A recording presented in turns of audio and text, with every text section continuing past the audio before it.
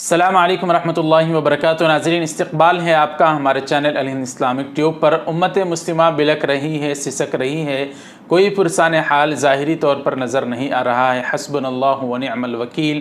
علماء کرام، داعیان عظام امت مسلمہ کے لیے، فلسطینی مسلمانوں کے لیے دعا کر رہے ہیں۔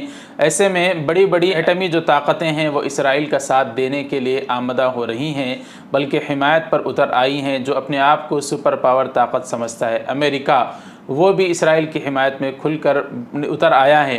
ایسے میں ہمارے پاس سب سے بڑا جو ہتھیار ہے وہ دعا کا ہے۔ ہم اللہ سے دعا کریں، اللہ تعالیٰ تمام مظلوموں کی حفاظت فرمائے، الاقصی کی اور فلسطین کی تحفظ فرمانے کی ہم سب کو توفیق عطا فرمائے۔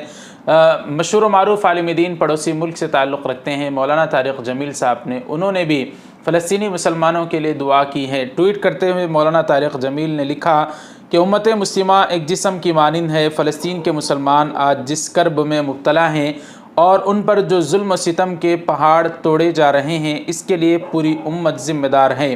تمام مسلمانوں کو چاہیے کہ ان کی بھرپور مالی معاونت کریں اور روزانہ 2 نفل پڑھ کر ان کے لیے دعا کریں۔ یقیناً کرنے کے کام یہی ہیں کہ ہم ان کی معاونت بھی کریں، اور اس کے لیے بڑے بڑے علماء کرام، مفتی تقی عثمانی صاحب نے لوگوں سے اپیل کی تھی ان کی امداد کرنے کے لیے، تو لوگوں نے بڑا تعاون کیا اور امدادی اشیاء وہ فلسطین پہنچ چکے ہیں۔